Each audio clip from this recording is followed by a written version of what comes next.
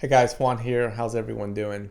So for today, I wanted to dive into the topic of conflict resolution, but utilizing an individual approach where you are focusing on just you.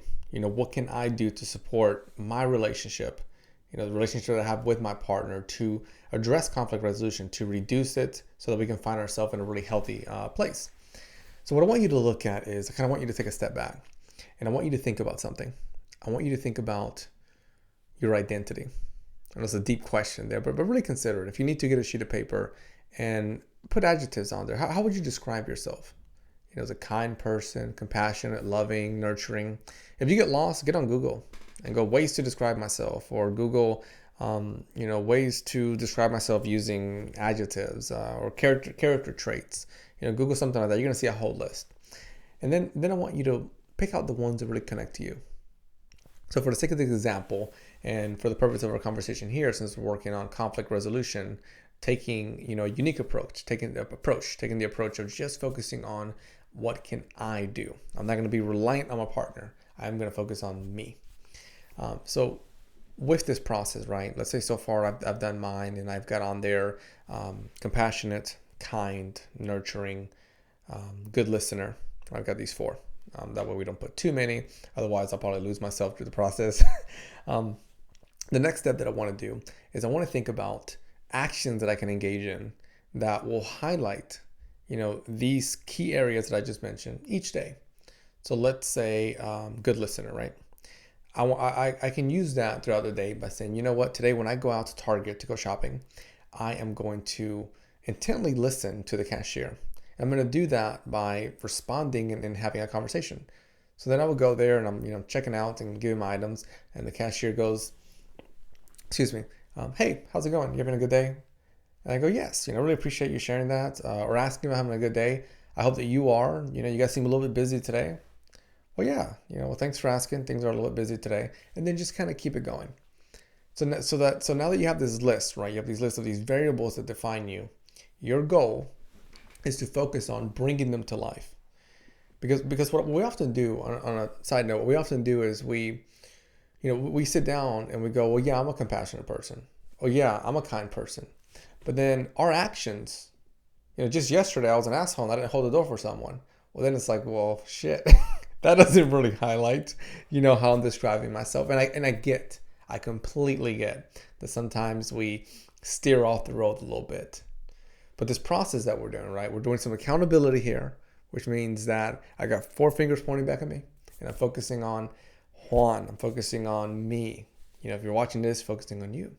We're focusing on personal growth, which takes accountability. It takes, some compassion there to give yourself self-compassion, to say, yes, that's something I got to work on. So then now that you've got these variables that define you and you're playing them into life, I want you to transition them into your relationship with your partner. And one of the thoughts that you may have is, well, what if my partner is being a Grinch, right? Like Grinch from the Christmas, green and just eating onions. I want you to think about you. I want you to think about what allows you to move forward in life. When we get lost, when yesterday you were defining yourself as someone that is compassionate and nurturing and a good listener, but then you've dealt with some really negative interactions, and then days later or a certain point later you find yourself not connecting to these variables. You may still be you, but you may be lost a little bit. And when we become lost, new behaviors come out. Maybe I'm a little more grumpy. I get frustrated, really easily. I'm always on edge. I'm snappy, right? Whatever it may be. These are some random ones I threw out, but they're different than these. And what's taking place is that we are, in a way, allowing life to create whatever reaction it wants out of us. And then we get lost. And then now our behaviors are that I'm easily agitated, easily frustrated. So then I'm connecting with my partner or interacting with them in a conversation.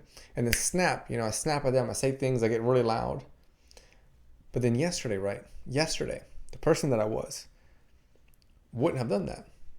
And it's not because of, how do I say, put it in a very simple term. It's not because we're choosing to do that, right? Well, assume no one wakes up and goes, I choose to let go of my compassion and then to build some being easily on edge. right? No one chooses to do that. It's often just due to our conscious effort, how awake we are. Awake meaning how purposeful you are. Are you consciously engaging in the things that you want to do, or just waking up and then finding yourself going, man, why the hell did I react in the way that I just reacted?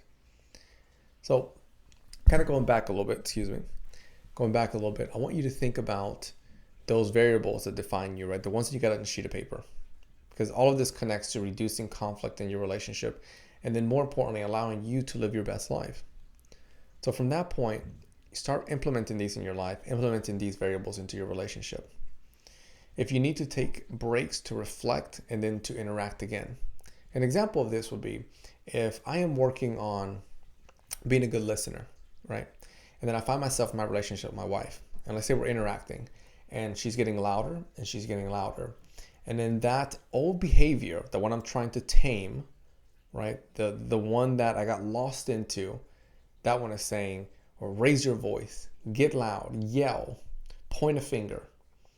I don't want to get lost in that pathway because we just talked about what that's like. And I'm having a hard time managing myself though, because she's getting louder and she's getting louder and she's waking up that dog, right? She's waking it up. So then what I could do is I could say, hey, can you give me a minute? I got to go to the bathroom. And what I'm doing is I'm just throwing out some kind of excuse there. And I'm going to go to the bathroom now, and I'm going to just use that space to reflect. I'm going to go in there and splash some cold water on my face. I'm going to connect with myself and say, okay, Juan, what are you in control of? Well, you're in control of yourself. And what can you do out there to continue to be the person that you want to be? I am going to continue to be a good listener. And if I have nothing nice to say, then I'm going to share that, but I'm going to focus on that listening. So I use this space of reflection to give me the strength and then the commitment to go back in and be consistent. And I completely understand you. Maybe you're listening to this and you go, well, it's not as easy as, as you're saying that it is. Again, I completely get that. It's no different than when we're kids and we're trying to learn a bike. It's not easy right away. Or when we're at school and we're trying to figure out how to study. It's not easy right away. These things take time, just like any other habit. A habit takes time. Reframing the way that we think, reframing the way that we act, reframing the way that we treat ourselves and we treat others. It's a unique process. And it takes time, and it gets dirty. You're going to get your hands dirty, and there's stress that comes with it. But we know that once we get to that point, then we feel just as good as that kid that finally gets in the rhythm, and they're riding that bike, and they're going, way faster than they should be going, because I'm that parent in the back going, please don't crash. But I know that my son or my daughter, when they're on that bike, they are just on top of the world. And you're going to be in that position too, as long as we remain committed and consistent. And if you fall down sometimes, we get back up. So when you go back into that room after being in the bathroom, right, giving yourself that break, and you go back in there, I want you to think about, what should I do in this moment? So then in that example, let's say my wife, she's continuing to get loud. Then I'm listening. And then I will share something with a calm, nurturing voice. And I'll say, I want to share something with you. Right now, I have nothing nice to say, and I want us to have a constructive conversation. I hear what you're saying. Is there any way that we can continue this conversation at a later point? Or maybe we can go visit our counselor, we can have the conversation there. Or we can get a sheet of paper and we can write to each other. Do any of those three work for you? So then what I'm doing is I'm looking for healthy alternatives instead of continuing to go into the same rhythm that my partner and I would go into that would lead to just really negative conflict and tension in the relationship. I'm also working on me. And see, that's what's beautiful about this process, because I haven't mentioned your partner at all through this process. In that example, I haven't mentioned my wife at all through it, other than what's taking place. But I'm focusing on what can I do? How can I shift my reaction? How can I work on me versus putting that weight on the other person? And then we want to go into some sort of pathway here with what we're doing. So far we started with, I'm going to knock this mic out at one point. So far we started with identifying, who you are, your character, your character traits. How do you define yourself? And don't just skip over it. Don't let it be a process of 1 minute or 2 minutes. Riding a bike, teaching a child how to ride a bike is not usually a 1 or 2 minute process. I know for me, I was out there for weeks. So it takes time. And that's okay. You've got time. So as you do this, take time to really sit back and think about, what defines me? What type of person do I want to be? And then once you have all of these written down, pick about 5 Usually more than 5 gets us a little bit lost, and we got too many things to do with everything that we're doing on top of this. And then with those 5, start making them action oriented. That means you're implementing them in life. And then you're going to start seeing some changes. The changes you're going to see is that you're going to feel better. Because typically most people would say that when they engage in these positive behaviors, they feel better. Right? An example of that would be if one person has theirs that they want to be kind, I want to highlight kindness or project kindness out. And they go out and they hold a door. More than likely that person feels good after holding the door, or they feel good after being generous. Right? And usually the opposite is for the negative like behaviors. If someone is negative towards another person with negative words, such as, utilizing negative words, you're a jerk, they typically don't feel better. And if they do feel better, it's a quick release. And then after that, they feel some sort of remorse or negative afterwards. So going back a little bit, I don't want to tangent there. I just want to make sure I break this down so there's clarity.